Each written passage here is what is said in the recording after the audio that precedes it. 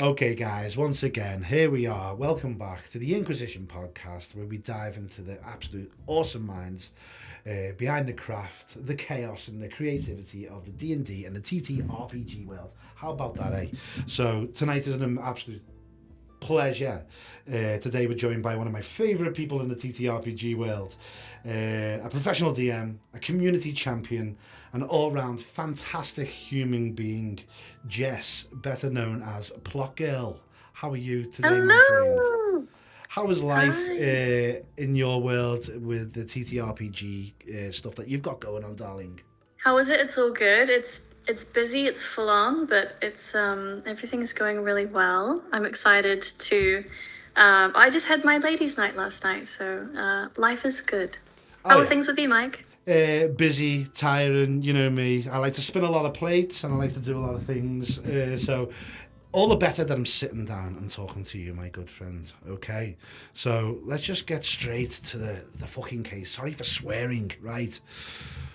What does this tabletop world mean to you? I think it means not to be corny, but everything. I think my social life revolves around TTRPGs.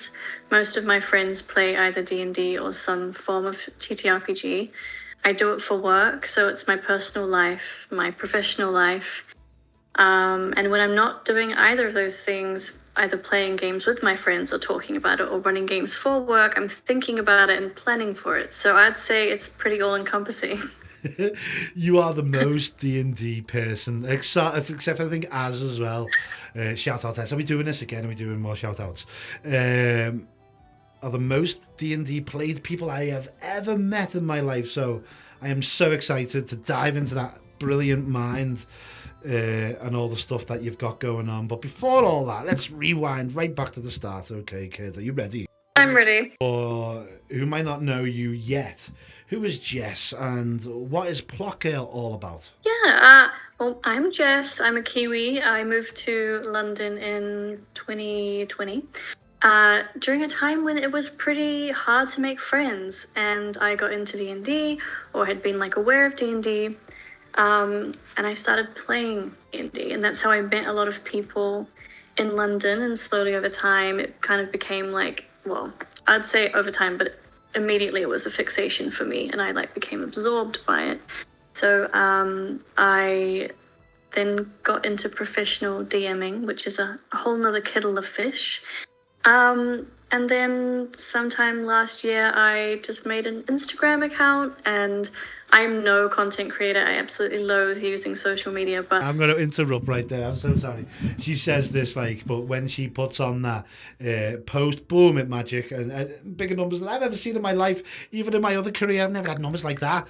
I think you done a post. I commented. I got 130 likes. I've never had so many likes in a comment. Did you know that's that? really nice. You definitely check their numbers. They're looking after you. So, okay, kiddo, let's go right back to the beginning. What was your first ever experience of the tabletop world? I think the first time I ever became aware of D&D was the show Community. Did you ever watch that? I didn't, sorry. Okay, well, it's really good. It's really funny. It's by Dan Harmon, and it's about a group of people who go back to a community college, and they there's 2 episodes where they do a D&D thing. They're kind of humoring some people when they play it, and I was like, this looks like the coolest game. How have I never heard of this before? Which is crazy because came out in the 70s. But so I always wanted to play it, and I had these near misses where I would meet people who were interested in playing it, and things just didn't really line up until I got to the UK, and I was invited into a group, and we played a homebrew world, and it just took over my life. It was lying in bed at night, it was the last thing I'd think about. I'd wake up and think about my D&D character. Every time I'd hear a song that was about something I thought I could relate back to a D&D character, I was back thinking about my character again, and it just became very consuming, a very big focus for me. So that's how I kind of got into it. It's amazing, isn't it? The magic that you get, especially once you've played it. It's the best when you're playing, but when you're finished and you go home at the end of the night and you think about what just went on, it's just What can I say, mate? It's magical, isn't it? I know, it's so good. It's one of those things that, like, if you tell people about it, it's like explaining a dream you've had. No one really, like, cares. They don't really get it. But, like, for you, it feels so big because all the things that happen at the table are, like, it's all, like, shared imagination, right? It feels, like, so momentous. So, yeah. So very quickly before we move on to the big question, like at what point did you like, yeah, I'm hooked now? I think I was hooked before I even played it because I think like I'd created a character and then I was always, and also like because it was COVID, you couldn't go outside and socialize. I was watching Critical Role on TV. So like I was learning and watching and then I could apply what I had learned in game. And so I was hooked even before I got at the table and started playing. I was like, oh, I see what they did there with this strategy and stuff, because I think I quite like combat, and I mean I love roleplay, but I do think I'm quite good at combat as a player, and so for me it was like figuring out what the rules were, like the parameters of my character and how they could interact with combat and trying to find like loopholes or combinations. It gave me like such a thrill. So corny. It's not corny at all, mate. I get that same thrill. Like, so, you know, what made you decide to step behind the DM screen then, kiddo?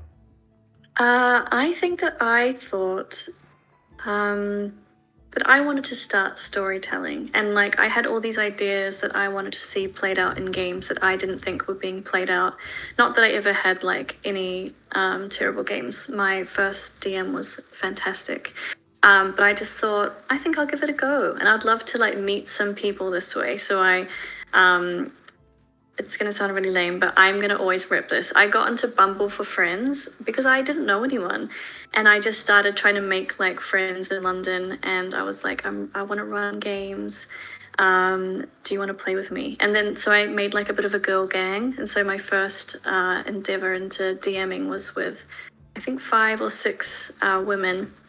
And it was like a homebrew world because I had like, I think looking at the books was too daunting to me. I was like, there's too much lore, I can't take it on. And I think a lot of people feel that way as well. Of course. And I have been more of a DM ever since then than I have been a player.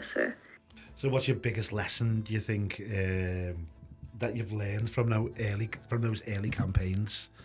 Yeah, it was over prepping because I thought that I needed to know what the answer to every problem or like issue that I would present to players would be. And like the biggest takeaway for me was like actually letting them solve it, because that's how you kind of put yourself in a corner. If you have a very specific way that you think it needs to be solved, you kind of quash the player's abilities to find a creative loophole or like resolution to your issue. So I think it would definitely been over planning. I think my notes were absolutely insane, and now mine still are quite lengthy, but certainly a lot like less wordy than they would have been. So honestly, Jess, I massively admire you, girl. Let's talk about what we've just been talking about behind the screen before we were recording. How many games have you played this week, girl? I think I've played every day since last Wednesday.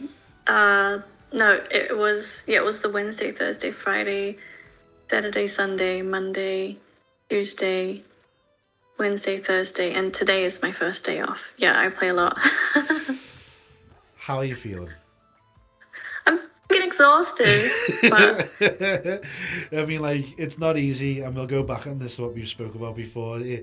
We love what we do, but that doesn't mean that it's easy. You know what I mean? And there's times where you need a break and take it back. I think sometimes, do you ever get breaks, is what I'm trying to say? Do you get a chance to get out of the work and what have you, and just get a chance to breathe and recollect your thoughts and get your inspirations back lit again? Because you do this a lot, Jess. Hell of a lot. You DM more than anyone I ever know. So just well done. I'm sure there are others who DM more, but I'm sure there are. But you're the one that Sorry? I know. Oh, okay, fair. I do get to do some breaks. I in my Curse Strahd home game, I think we've had like a little bit of a hiatus. Now we're getting back into like playing more regularly, but unfortunately, because I play so many games for work or for like other things that are, like other projects I have going on, it means that a lot of my passion projects in D&D are a bit on the back burner. So I do get kind of a break, but not really. And I think it's cool that it's in the evening and it's like, oh great, I can like relax or something until the evening. But oftentimes I feel like there's like a bit of a weight about like, I know that I'm going to have to be performing, and kind of like I'm very anxious and I'm quite introverted. And so when it comes to like knowing I have to perform and not always knowing who will be at my table and whether or not they're going to be, because there's different levels of interaction I have to do for some tables. Some tables need more help and like more support from me to get into role playing and stuff like that. There are times when I like can sit back and watch people and just like enjoy them and just as kind of like a referee position almost watch them play the game. But for the most part, a lot of my games are with new players or players who haven't played with each other before. So it's a lot of me directing people and trying to like navigate the different personalities and player characters into creating a story that's fun for everyone. So it can be like a lot of like a bit of dread for me before games, and like when I get out of the game I'm always like that was sick, but beforehand I'm like always a bit nervous.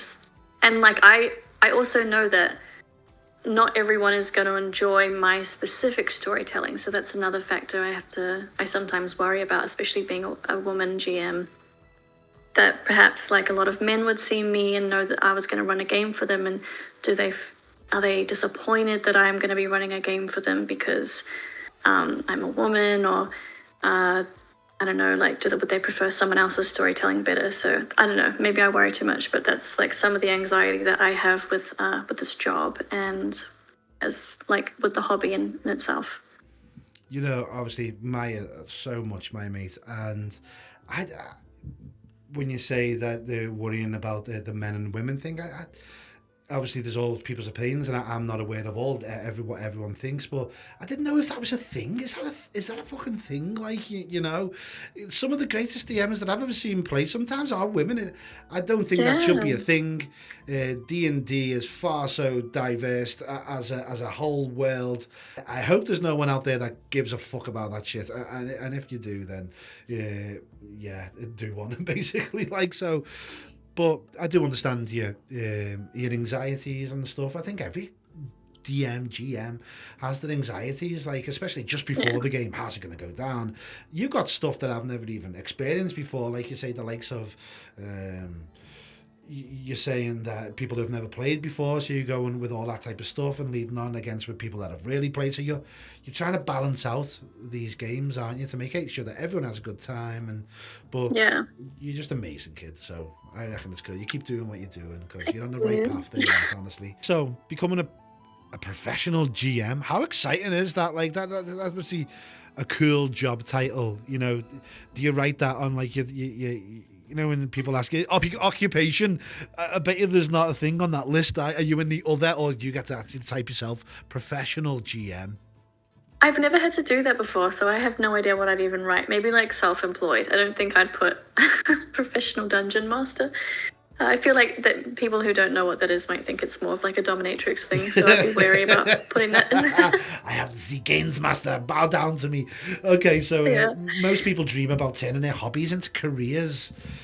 How did you make the jump from going from what you were to a professional GM? I saw Arcadia Games advertising. It like came into my emails one day, and I was like, ooh, maybe I could do that. I didn't know what the process was going to be like, or if I had enough experience under my belt to do it, because it's such a weird role.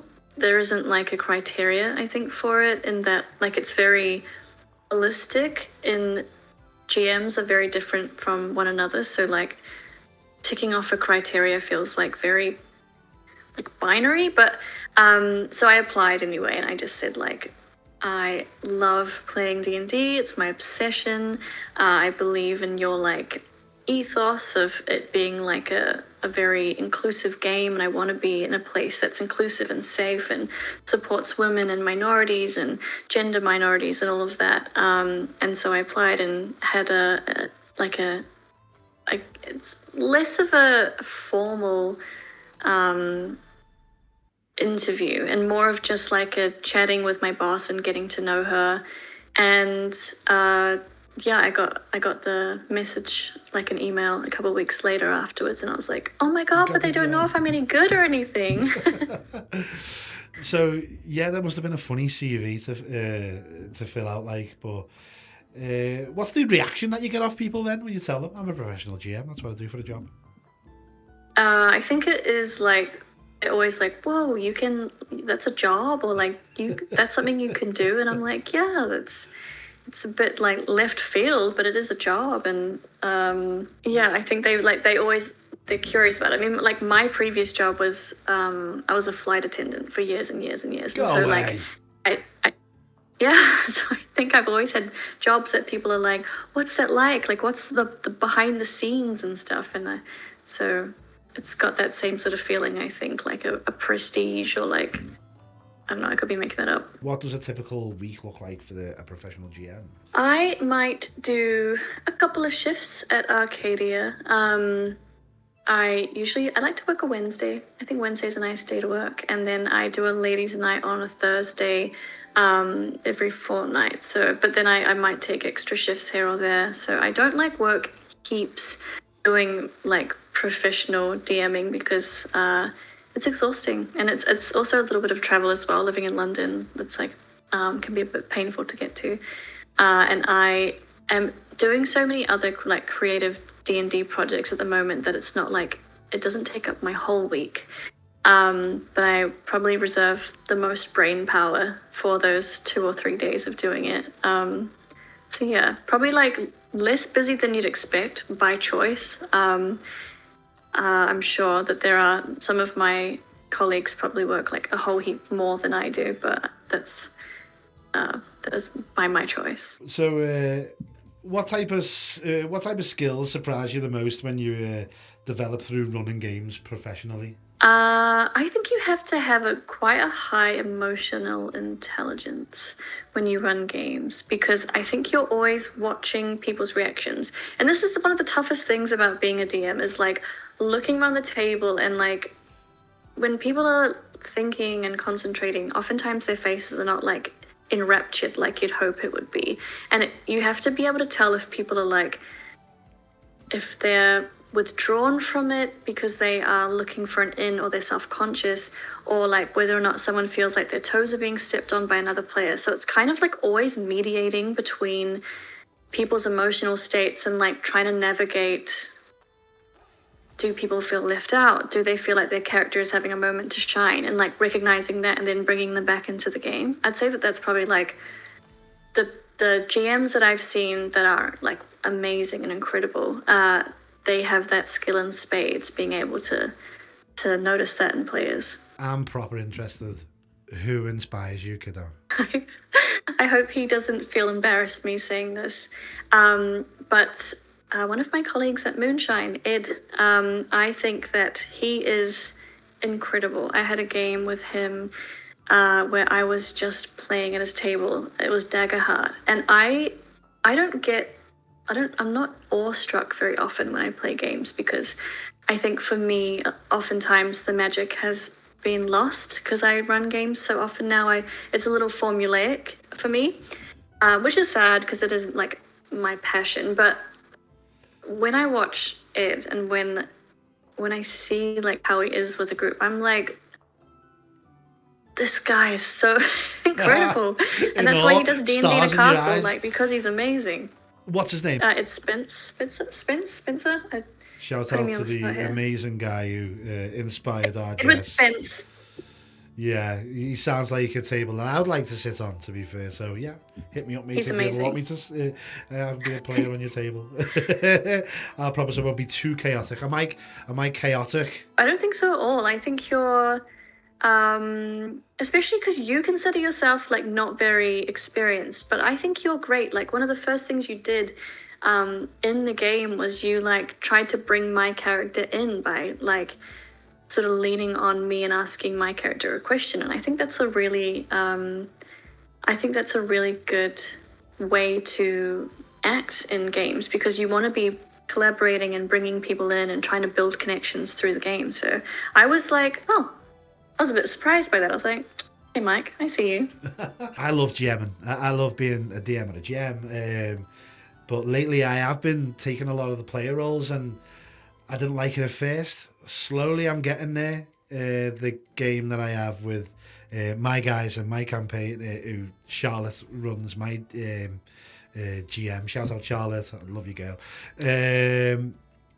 Az's game was so enjoyable, and it gave me a chance to have that interaction.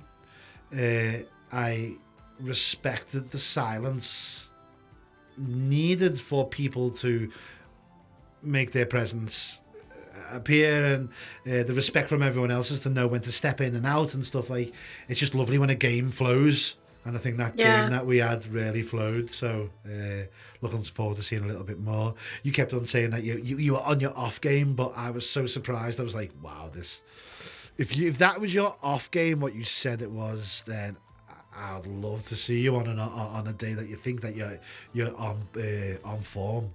Just amazing.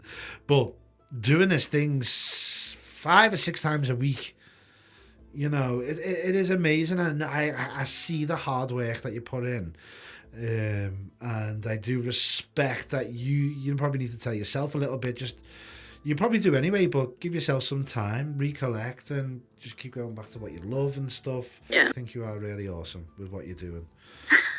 Are you excited for, we spoke about the game that we were playing, the non-proficient guys? Hello guys, everybody.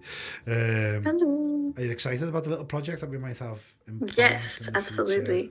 I think we have such a great team. We've got such great chemistry as well. I think like Ben was fantastic. Like his accent work was so, I didn't expect it, and I was like blown away. I mean, of course, I've played with Abby a few times now, and I just think she's amazing. And Az, what a great storyteller! Like, yeah, it was so. I think it just was so beautiful. Yeah, I think, and yourself. Steph was amazing as well. And we had so much fun. His GMing is great. Being 2 full-time GMs, do you see things differently when you see that, like yourself and Az, and like things that you might think that you might take on board or anything like that? How did you think it went down for that awesome guy?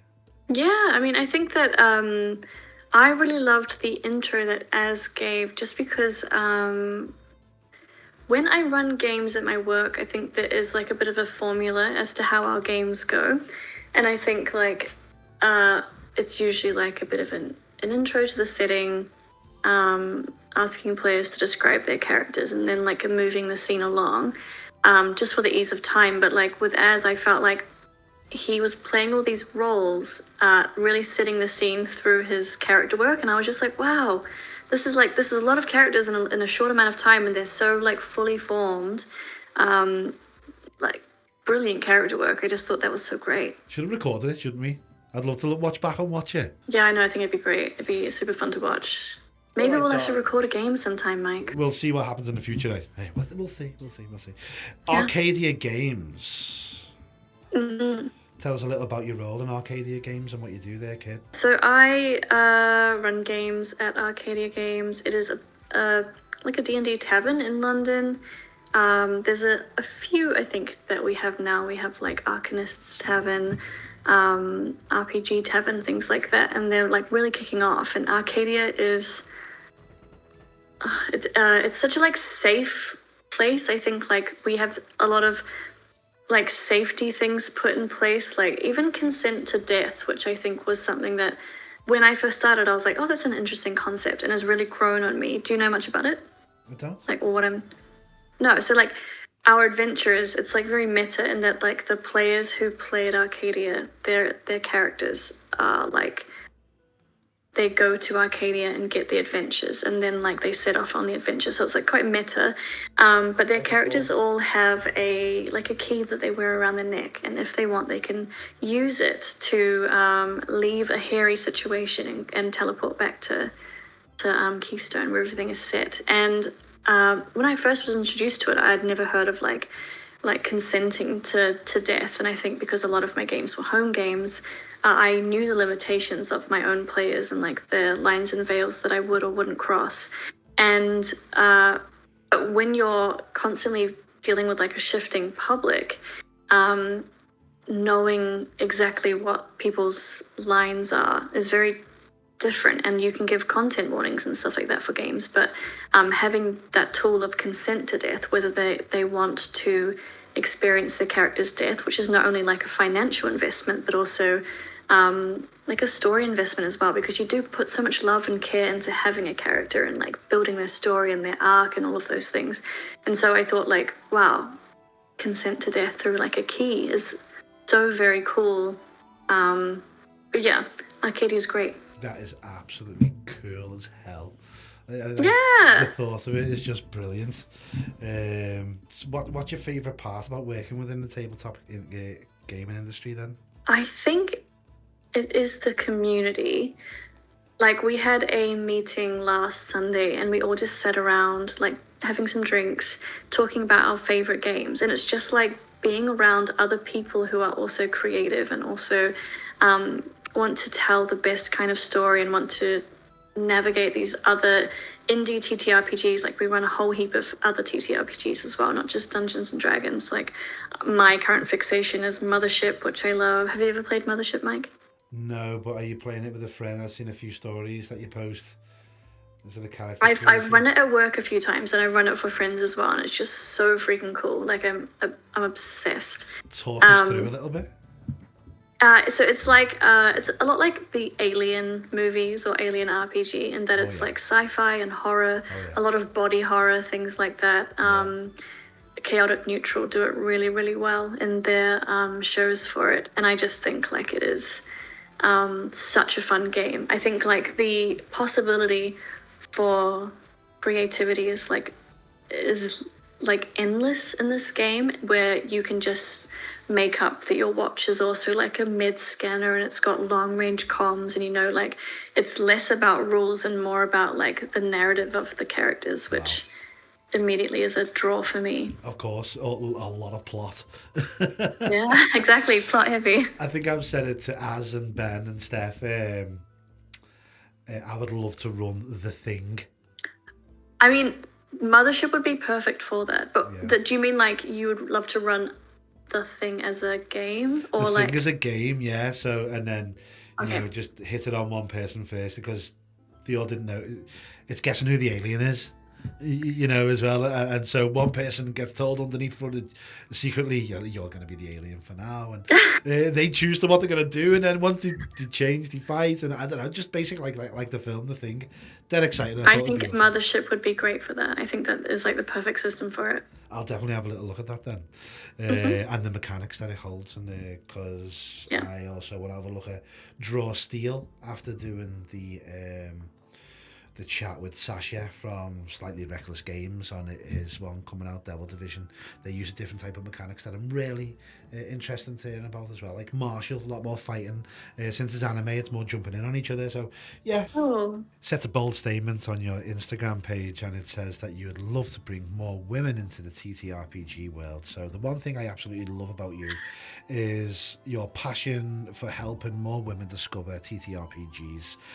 Where did that drive come from? That is a good question. I think that drive came from probably like my own values. Like I have quite strong feminist values, and I think I'm like quite a strong, I believe a lot in justice and stuff, and I want women to play this game, and I think that there's something magic about empowering more women's stories. There's so many like historical examples of women's stories being quashed, like having to pen name as anonymous, or like having their work stolen by their husbands, or but D&D itself is such it's male created, it's male dominated, like some of the most prolific GMs out there, and that's not to like speak on like Deborah Ann Wall or Bria, but like you hear D&D and you think Matt Mercer and you think Brendan Lee Mulligan, who are like icons. But I want to hear more women's stories. Like one of the first things that you said to me, I think, was like talking about The Hobbit and Lord of the Rings, and like they're so great, but they're just stories about dudes like going on adventures, and I want to hear more about ladies going on adventures, or like, so it is a massive motivator for me, and I think I put my money where my mouth is, and that I run so many games, not just at work, but like in my personal life, where I'm trying to create seats for women and get them at the table telling stories. Well, I want to hear that too, my friend. I really do. And I love what you do. When you first started playing, are there challenges or barriers that you do notice? I haven't had a lot of the TTRPG horror stories that I know that a lot of women have. But I mean, I've certainly heard of them. I think like I've played in games where I felt like there was aggressiveness that didn't need to be there, or like, I think all of my like D&D related altercations were with men. I see it in new players more because I'm watching as a GM, and I think like I notice how reserved some women or like femme kind of folk can be at the table when you've got like very loud, brash male personalities in the room. And I think what I notice a lot, and like I will just say as a preface, like I know so many wonderful male players, so it's not anything against men. Of course. Yeah, but I do notice a difference when I run these tables and have it just be women plus. It feels like everyone just sort of like relaxes a bit. There's no, I don't know. Is it on the same like, plane and stuff like that? And is there any fantastic moments that you can tell us about these wonderful? I know you run all girl games, so yeah. Any fantastic stories you've got to tell us, or anything for the lovely women that are hopefully listening to this session, and hopefully you being the beacon of light,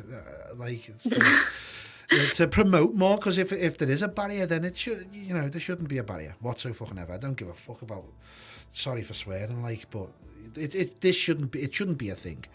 But yeah, tell us about the fantastic stories that you might want to run in your all girl games. I mean, I think I don't have really a lot of stories where like I think a lot of the best games I've had have been stories where where I've seen players like relax, and then you hear later on them say that they had like a really bad experience and it put them off for quite a few years because they were in like a mixed game, and it felt I don't know, like you can so easily be put off playing D&D when you've got like very vocal people in this community who want to like rules lawyer you or tell you that you're playing a character wrong, so I think like a lot of the joy and like the hope I've seen is sort of women reflecting on how nice it was to feel like in an environment they could be heard, or like that their contributions really mattered to the story.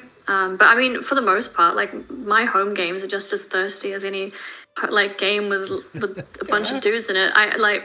They're all romancing Strahd's wives. It's nothing new. We're just as bad as the boys. Yeah, my GM, again, shout out Charles, who was a good close colleague of mine. She was also one of my apprentices in my tattoo studio. She's awesome. Like I'm not saying there's sex. There's masculinity in her, feminist as well. Like, so she runs she runs a boss game, and I get a lot of my inspiration from her as well. So, yeah, no, I do, honestly. So hearing that there is barriers, like, nah, fuck that, man. I'm not into all that, like, because we're all storytellers. One of the most, the biggest names that I can, Deborah Ann Wolfe. Jesus, that woman. I know. She's incredible. Know. Are you listening, love? You're listening. Hear our call. I shout so many people. Brendan Lee Mulligan, Matt Mercer, Deborah Ann Wolf. If you're listening to this, just make sure that you say hi, and me and Jess can maybe run on your table. I don't know. What do you think, Jess? Oh, I'd love that, please. What advice would you give to the absolute lovely women of this world who are curious about D&D, but feel nervous about joining their first game? I think I would say that you don't need to find a table, you can make your own. Because, Amazing. Spot on. there are so many people who want to play. I made all my friends play, so... Yeah. Get in there, get stuck in, and just start playing the game. Make a character. Yeah. And see where it goes. Don't worry about the stats. Don't worry about the mechanics. Don't worry about the in-depth details that you don't have to worry about right now. Just get in there, use it as an escapism, and just go and have fun, eh? Absolutely. Just tell a good story at the table. It doesn't matter about anything else. Just tell a good story. Make sure you tell a fucking good story. I'm swearing a lot tonight. I'm so sorry, Jess, in front of the ladies as well. No. I'm so sorry. I love a good swear. I don't think I've sworn swear. tonight, I though, made which you is swear. unlike me. Swear, Jess. Go on, for the camera. Go on, do it. Fuck! Okay. Okay, my friend. I'll do it, probably do it in the best Strahd. Okay, my friend. No, hang on. Okay, my friend. In the TTRPG world, what are some of your biggest hobbies and interests? Within the TTRPG world, what am I... I mean, my micro-obsession has got to be, like, Curse of Strahd. Anything Curse of Strahd, anything Shadowfell, the darker, the more horror-filled, the better for me, whether it's cosmic sci-fi horror to just good old-fashioned gothic horror. I think, like, oh my god, those as a backdrop just tell the best stories of, like, hope against, like, so much adversity. So, yeah. You're Strahd. You're the reason why I love Strahd so much. You show me so much cool stuff about it and all the stuff that's coming out, and we talk a lot about it. My girl, you went to Romania, didn't you, for some time? I did a big tour of Romania. I'm obsessed with all things like vampire. I'm a big history buff as well. And so I obviously know there's a big difference between Vlad the Impaler and Strahd, but, like, clearly there's an homage there. Yeah. And Romania is beautiful. I literally lament every single day that I'm not there. It's such a beautiful country. So I'm going to do this last chapter. I'm going to do everything at a point in a Strahd voice. Are you ready, girl? I'm ready. You get handed unlimited budget, right? Imagine this. You get handed an unlimited budget to run your dream campaign. What does that look like? Oh, it's got to be a LARPing experience. I think I would, if it was unlimited, yeah, it'd be D&D in a castle all the time. Have you seen the fucking price for that in Romania? D&D in the castle. Have you seen the price? I mean, I think you're paying for the prestige and, like, I mean, some of the DMs who work there are, like, world class as well. Yeah. But it is expensive. Dice Cream Sandwich is doing a Ravenloft one there somewhere, and it looked really good. I thought, oh, it looked great, and I put it down, and I'm not even going to mention the price. You can do it yourself when you look on the internet, sort of thought. I could probably put down another deposit for a house for that, but it would be an absolute dream. Maybe you just told the women, beautiful women of the TTRPG world that want to get into it, to just start. Maybe we just start our own D&D in the castle. To start playing at D&D in the castle? Maybe we just start our own D&D in the castle. Yeah, what'll it be, like D&D in a Weatherspoons or something? Yeah, definitely. Here we go. What is your favorite fantasy trope that you'll never get tired of? I already know. Am I speaking in a fucking accent? Yeah, I mean, I think you've baited me into the answer there because, you know, it's going to be Strahd related. I think how do I word this? The trope? It's not, I don't know if it's a trope. Whatever. If you think Curse of Strahd, I think my favorite trope in Curse of Strahd is like the inevitability of despair. Because I think, like, then you as a player have to navigate that and find your own hope and joy. And I think, like, horror settings are such a great backdrop for, like, huge moments of levity. Like, the sadder it is, like, the bigger the laughs. So, like, yeah, that's probably my It's not really a trope. Sorry, that's a terrible answer, but that's the one I'm going to give. I'm going to take it anyway, because I thought my Curse of Strahd accent could do a little bit more tweaking. So, coming to the end, coming to the end of our conversation, my darling. Shall we do the quick 5 tavern quickfire question rounds? I don't know why it needed that many names, but it's just dead simple. Quick 5 question tavern rounds. Girl, are you ready? I'm going to try to be. All right. Dragons or goblins? Dragons. Natural 20 or a perfectly timed role-playing moment? Perfectly timed role-play moment. Favourite D&D class? Sorcerer. Okay. That's your go-to, isn't it? You love your sorcerers. Oh, I love a sorcerer. Favourite fictional world you permanently live in? Do you really want to be in there? Yeah, absolutely. If I lived in Barovia, I'd literally just stand there with my neck on show. Yeah. You're one of the souls that can leave the fog or can't. Keep me there. You can't leave. I'm stuck there. I'll reincarnate over and over again, and I'll meet him every time I do. Or any of his brides. I'll take any of his brides as well. If your life had a campaign title, what would it be called? I think it would be You Can Certainly Try. You Can Certainly Try. I like that. Lovely. Jess, thank you so much for joining us. It's been an absolute pleasure hearing about your journey from discovering TTRPGs, becoming a professional GM, working on Arcadia Games, playing together in our campaign that we've got going on at the moment. Not proficient, watch out for us. Just let everyone know where they can find your beautiful self in this social media world. And one more time, who are you, girl, and what do you represent? Yes, I'm Jess. You can find me on Instagram as Plot.Girl. I also run games at Arcadia Games in London. So if you're ever in London and you fancy a game, come my way and I'll roll some dice with you. Otherwise, you can find me also at Tales at the Threshold and Moonshine Adventure Company. I'm definitely going to be one of them people. So as always, adventurers, don't forget to like and subscribe and roll high. And we'll see you next time on the INKquisition Podcast.